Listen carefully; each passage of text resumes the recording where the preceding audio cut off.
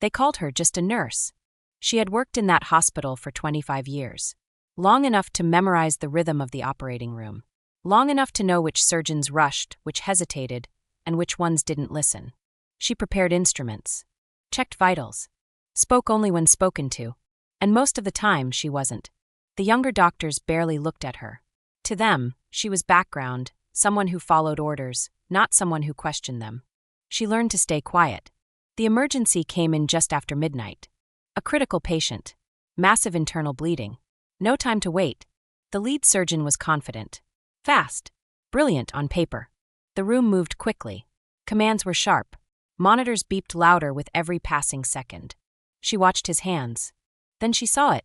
A small decision. A familiar mistake. Her fingers tightened around the tray.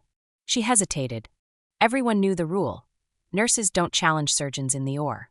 The incision deepened. The monitor dipped. That was when she spoke. One sentence. "Doctor," she said calmly, "that artery isn't where you think it is." The room froze. The surgeon turned slowly. "What did you say?" She met his eyes. "I've seen this anatomy before," she said. "If you continue, you'll lose him." Silence. Not disbelief. Fear. Because in that moment, they realized something no one had ever considered. She wasn't guessing. She was certain. And if she was right, the patient would live. If she was wrong, there wouldn't be time to fix it. The surgeon's hand hovered in the air. For the first time, he didn't know what to do. And everyone waited for the nurse they had ignored for decades to say more. No one ever asked why she stayed. That question never came up in performance reviews, staff meetings, or quiet conversations by the nurse's station. People assumed they already knew the answer. She's comfortable. She doesn't want more responsibility. She's just a nurse. Assumptions were easier than curiosity. She arrived at the hospital every morning before most surgeons did. The corridors were quiet then, smelling faintly of antiseptic and brewed coffee. She liked that hour. The calm before decisions were made. Before egos arrived. She checked equipment methodically. Verified charts. Reviewed patient histories, often more carefully than anyone else. Because details mattered. They always had. Early in her career, she had tried to speak up. Once, during a routine procedure, she noticed a discrepancy in a patient's chart, an allergy that hadn't been mentioned during briefing. "Doctor," she said quietly, "the patient." The surgeon waved her off without looking. "We're already behind schedule." The patient survived. Barely. Afterward, no one thanked her for flagging the issue late. Instead, she was reminded to stay in her lane. She never forgot that phrase. She learned quickly how hierarchy worked. Who could speak freely? Who could interrupt? Who was expected to absorb mistakes without comment? Nurses were expected to anticipate errors, but never name them. Especially not out loud. Still, she watched. She watched surgeons make the same mistakes repeatedly, small ones, usually corrected in time. She watched residents rush because they were afraid to look slow. She watched confidence get rewarded more often than caution. And she adapted. She spoke less. Observed more. Not because she lacked conviction. Because she understood timing. Outside the hospital, she lived simply. No children. No dramatic backstory anyone knew. Her colleagues assumed nursing had always been the plan. It hadn't. There was another life once. Long before the hospital corridors. Long before the scrubs and ID badge. She had been a medical student, top of her class. Surgical rotations had come naturally to her. Her hands were steady. Her mind precise. She loved anatomy. Loved understanding how the body actually worked, not how textbooks simplified it. She had been offered a residency placement that people still talked about years later. Then came the incident. A surgery during her final year. A senior attending made a call she knew was wrong. She hesitated, then spoke. The room fell silent briefly. The attending ignored her. The patient suffered complications that could have been avoided. The report was rewritten. Responsibility shifted downward. Quietly. She challenged it. Formally. Respectfully. The response was swift. Her evaluations changed. Opportunities vanished. Support evaporated. She was labeled difficult. Not incompetent. Not careless. Worse. Unmanageable. She finished her degree. But the door to surgery closed. Not with a slam. With polite silence. She took the nursing path not as a consolation, but as a way back inside. Closer to patients. Closer to reality. She told herself it was temporary. It wasn't. Years passed. She became indispensable. Not visibly, but practically. Doctors trusted her preparation. Residents relied on her quiet corrections. She prevented countless mistakes before they reached the charts. No one counted those. Success was invisible when nothing went wrong. She developed an internal map of the human body more detailed than any diagram. Not theoretical. Experienced. She had seen how anatomy differed in real patients, older bodies, damaged bodies, bodies textbooks never prepared surgeons for. She noticed patterns. Where surgeons rushed. Where anatomy fooled even the confident ones. She filed it all away. The hospital changed around her. New technologies. New leadership. New doctors younger than her. They brought confidence. And assumptions. They assumed she had never been more than she appeared. She let them. Once, a resident joked during a break. "You've been here forever," he said. "Why didn't you become a doctor?" She smiled. "I did," she said softly. He laughed, thinking it was a joke. She didn't correct him. By year 25, she could predict surgeries before they happened. She knew when something would go wrong, not because she was psychic, but because she recognized the signs. She saw them again that night. In the emergency. The patient came in bleeding heavily. The lead surgeon was talented, but unfamiliar with this specific anatomy variation. She saw the hesitation in his hand, the adjustment that looked right but wasn't. She recognized it instantly. She had seen it before. In another room. Another life. Her heart raced. Not with fear. With responsibility. She knew the cost of speaking up. She also knew the cost of silence. One of them would live with her forever. She thought of the patient. Not the hierarchy. Not the rules. Just the body on the table. And what would happen next? When she spoke, it wasn't emotional. It was precise. That was the difference. She wasn't challenging authority. She was stating fact. And when the room froze, she understood something clearly. She hadn't waited 25 years to be heard. She had waited 25 years for the moment when silence would be unforgivable. The room didn't erupt. It didn't argue. It didn't panic. It stopped. The monitor continued to beep, steady but strained, as the surgeon's hand hovered above the open incision. Sweat gathered at his hairline beneath the surgical cap. His eyes flicked from the patient to the nurse standing beside him. "What did you say?" he asked again. His tone wasn't angry. It was uncertain. She didn't repeat herself immediately. She stepped closer to the table, careful not to break the sterile field, her eyes fixed on the exposed anatomy. "That artery," she said calmly, "branches lower in this patient." The anesthesiologist looked up. The resident froze mid-note. "That's not possible," the surgeon said automatically. The CT was taken before the swelling," she replied. "And the patient has a congenital variation." The words landed softly. But they landed. "Have you seen this before?" the surgeon asked. It wasn't a challenge. It was a question. "Yes," she said. "How many times?" She paused. Enough to know when not to proceed. Silence pressed in. The surgeon's confidence, the kind built on routine and speed, had cracked. Not shattered. Just enough to let doubt in. He looked at the clock. Time was bleeding away. "If you're wrong," he said quietly, "we lose him." "If you continue," she replied, "you definitely will." The resident swallowed hard. That sentence changed everything. Because it wasn't fear speaking. It was certainty. The surgeon stepped back half an inch. That movement, barely noticeable, sent a signal through the room. Hierarchy had paused. "Show me," he said. She didn't hesitate. Using a sterile pointer, she indicated the subtle difference in tissue color, the slight deviation in position. "Here," she said. "And here. You're following the textbook, not the body." The anesthesiologist leaned closer. "Vitals are dropping," he warned. The surgeon closed his eyes for 1 second. Then nodded. "Clamp," he said. Where she indicated. The nurse handed over the instrument without comment. Her hands were steady. They always were. The clamp went in. The bleeding slowed. Then stopped. The monitor stabilized. A breath released across the room, collective, involuntary. The patient wasn't safe yet. But he was alive. The surgeon looked at her. Not as a subordinate. As a colleague. "How did you know?" he asked quietly. She answered honestly. "I've seen what happens when you don't listen to anatomy." The rest of the surgery passed without incident. No celebration. No acknowledgement. Just work.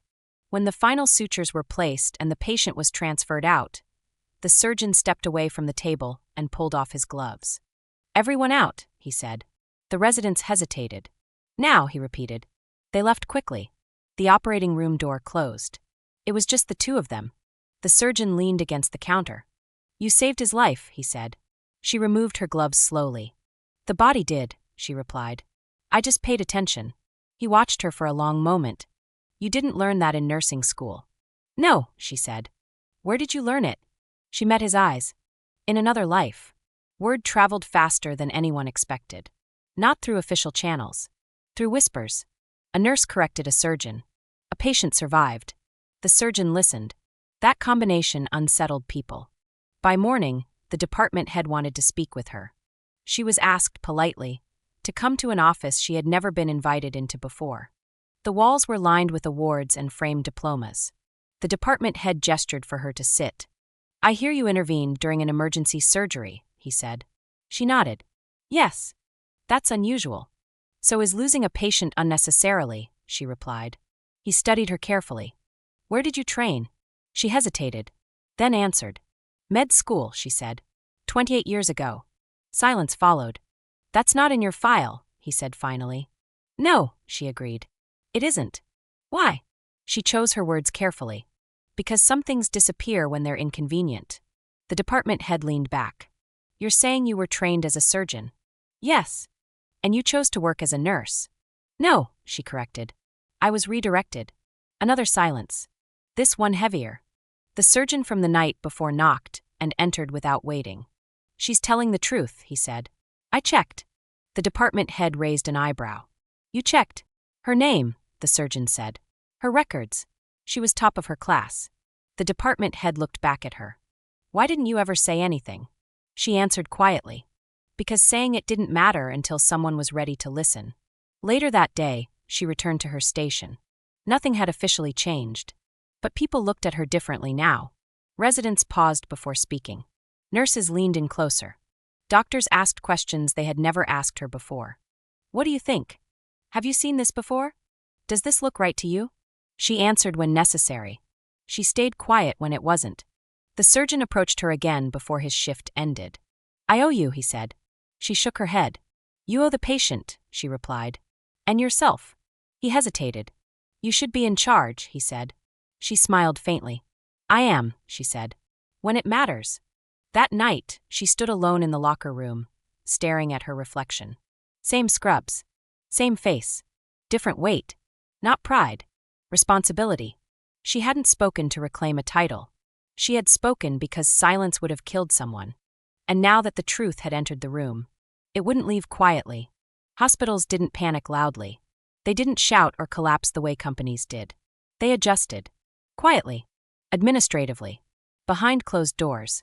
And that was exactly what began to happen the morning after the surgery. The patient survived the night. By sunrise, his vitals had stabilized. The ICU report was cautious but optimistic. No complications. No internal bleeding. No emergency interventions. That alone should have been enough. It wasn't. By mid-morning, questions began circulating, not about the patient but about the room. Who had spoken? Why the surgeon had stopped?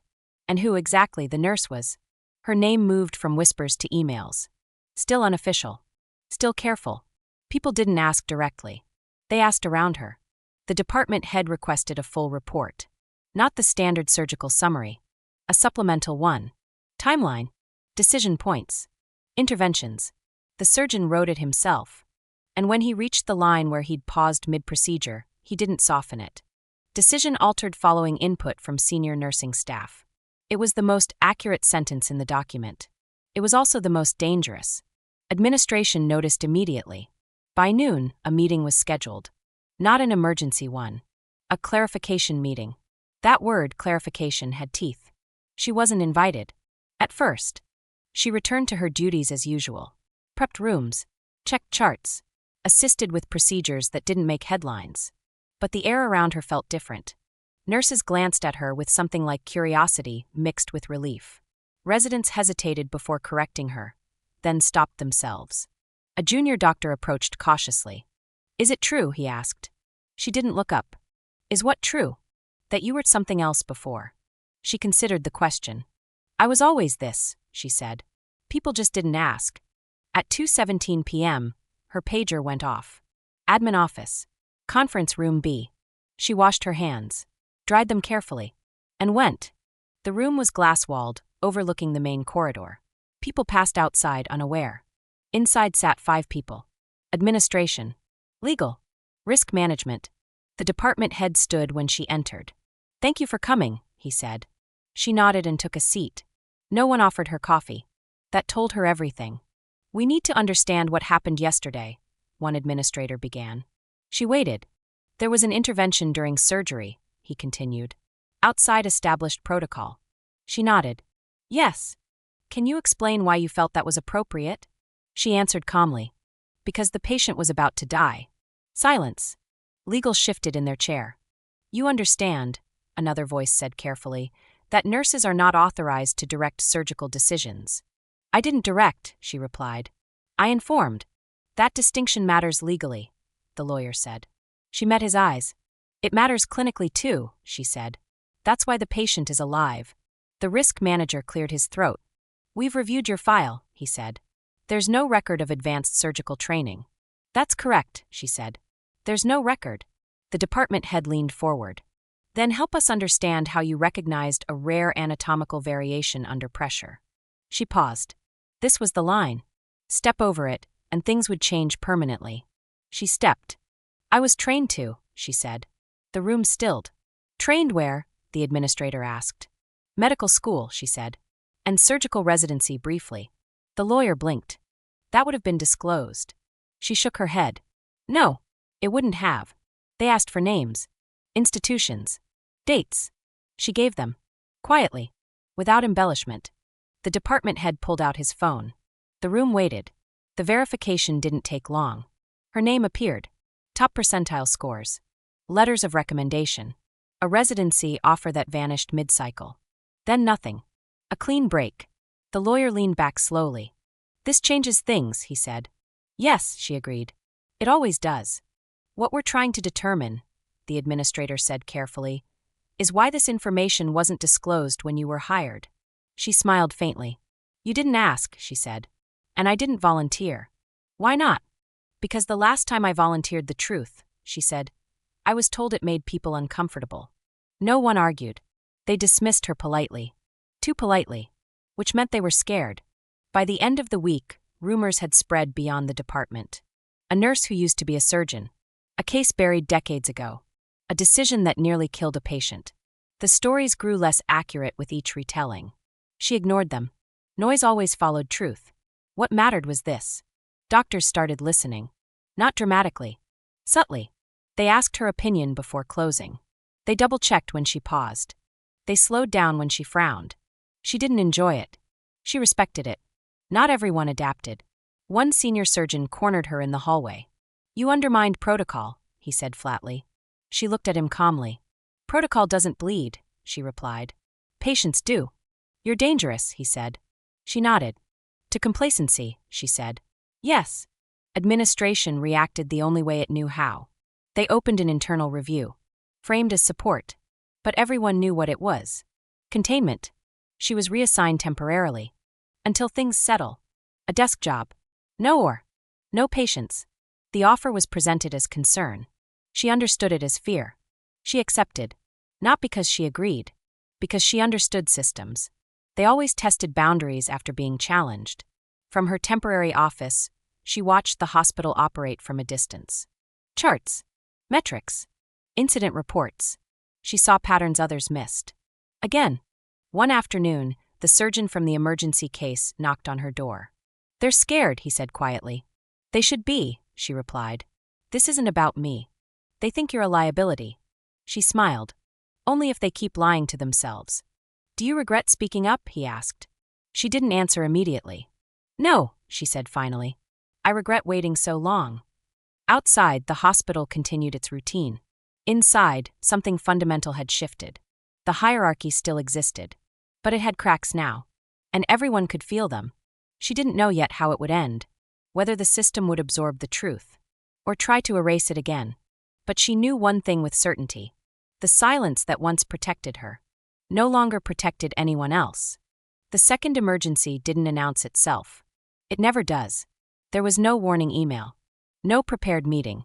No time to debate policy. Just a pager going off. And a voice saying, "We need help. Now." A patient had collapsed in the recovery ward. Same hospital. Different floor. Different team. But the signs were familiar. Too familiar. Internal bleeding. Rapid deterioration. Unclear source. The on-call surgeon hesitated. Not because he lacked skill. Because he lacked certainty. Someone said her name. Quietly. Not in a meeting. Not in an email. In a hallway. She's the one who saw it last time. Administration was informed within minutes. So was legal. So was risk management. And for the first time, none of them had an answer ready. She was still in reassignment. Still away from the OR. Still officially under review. The call came anyway. "Can you come down?" the department head asked. Not ordered. Asked. She arrived in scrubs. No badge change. No announcement. Just presence. The room tightened when she walked in. The patient's vitals were crashing. The surgeon looked at her. "I don't know where it's coming from," he said. She stepped closer. Watched. Listened. Counted the seconds between beeps. "This isn't surgical," she said quietly. The anesthesiologist frowned. "What do you mean?" "It's vascular," she replied. "Delayed rupture. Unusual location." The surgeon swallowed. "If you're right." "I am," she said gently. "And we don't have time." The room froze again. Not out of disbelief. Out of memory. Everyone remembered what happened last time. Administration hesitated. Protocol demanded approval. Legal demanded documentation. The patient demanded oxygen. The department head made a decision. "Do what she says," he ordered. It wasn't loud. But it was final. They moved. Fast.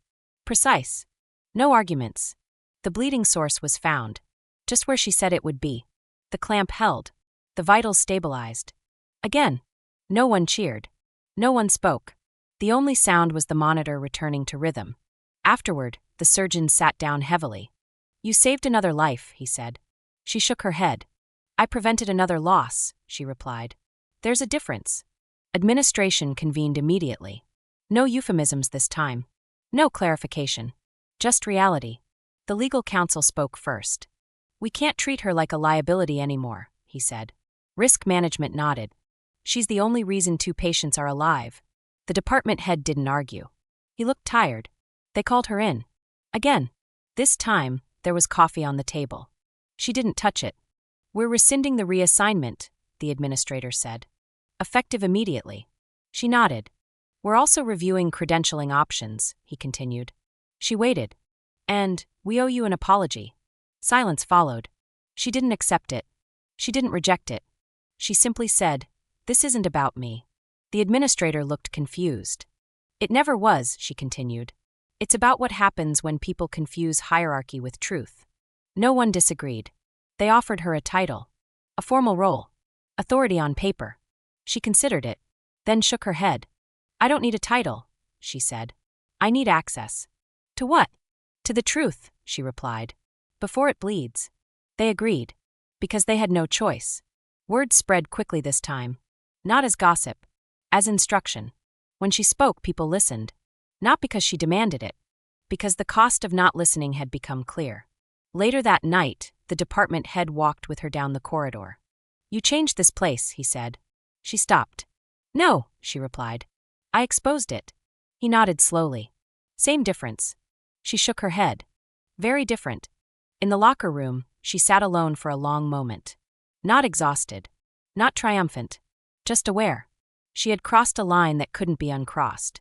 The system would never fully thank her. Systems rarely do. But it would remember. And so would the people who worked within it. The residents who slowed down. The surgeons who paused. The nurses who spoke sooner. Because the next time silence threatened a life, someone would break it earlier. And that was the only victory that mattered. The hospital didn't make an announcement. There was no email praising courage. No town hall meeting about lessons learned. No banner celebrating survival. Institutions rarely celebrate the moments that expose them. Instead, things changed quietly. The operating rooms became slower. Not inefficient. Deliberate. Surgeons paused more often now. Not because they were unsure, but because they were listening. Residents learned to wait instead of rushing to prove themselves. Nurses were no longer expected to anticipate mistakes silently. They were encouraged to name them. Not loudly. Clearly. Her role was never formally redefined. No new badge. No title printed under her name. But her presence shifted the room. When she entered people noticed. When she frowned, people stopped. When she spoke, no one talked over her. Not out of fear. Out of memory. The administration kept their distance. They didn't challenge her anymore. They didn't praise her either. They treated her the way systems treat inconvenient truth, with caution. She was allowed access to surgical reviews, incident reports, post-op analyses that used to be filtered before reaching nurses. She read everything and corrected what mattered. One afternoon, a resident followed her into the supply room. "Can I ask you something?" he said quietly. She nodded. "Why didn't you leave?" he asked. "After everything. After what they did to you." She considered the question longer than he expected. "Because leaving would have meant they were right," she said. "That my voice only mattered somewhere else." The resident swallowed. "And now?" "Now," she said, "it matters here." The surgeon from the first emergency stopped her one evening. "I still think about that moment," he admitted. "When I stopped my hand." She looked at him. "That pause saved a life," she said. He nodded. "I didn't learn that in med school." "No," she agreed. "You learn it when you almost lose someone." She was offered the surgical path again. A formal reinstatement. A quiet residency placement. A chance to correct the past. She declined. Not angrily. Peacefully. "I don't need to be in front," she said. "I need to be where decisions happen." They didn't argue. They couldn't. The hospital board reviewed its hierarchy policies months later. Not because of her. Because of outcomes. Fewer complications. Earlier interventions. Better survival rates. The data spoke louder than she ever had. Her name appeared in internal documents now. Not highlighted. Not celebrated. Referenced. Consulted. Confirmed. She preferred it that way. On her last shift before vacation, she stood alone in an empty operating room. The lights were off. The table clean. The air still. She remembered her first day, years ago, standing in a different room, wearing a white coat instead of scrubs, believing skill alone would protect her. It hadn't. What protected her now was something else. Timing. As she left the room, she passed a group of nurses talking quietly. One of them looked up. "I spoke up today," the nurse said nervously. "About a dosage." She smiled. "And?" They listened. That was enough. Outside, the hospital hummed as usual. Ambulances arrived. Lives changed. Mistakes hovered, waiting for silence. But silence wasn't automatic anymore. The system hadn't become perfect. It never would. But it had become alert. And sometimes that was the difference between life and death. On her way out, she paused by the bulletin board. A new poster had been added. "If something feels wrong, speak up. Every voice matters." She stared at it for a moment, then turned away. She didn't need posters. She needed moments. And those were already happening. That night, she went home early. Sat by the window. Watched the city breathe. No pride. No bitterness. Just clarity. She had waited 25 years to speak, not because she was afraid, but because she understood something most people didn't. Silence has power. But only until it costs a life. And once that line is crossed, the quietest voice in the room becomes the most important one.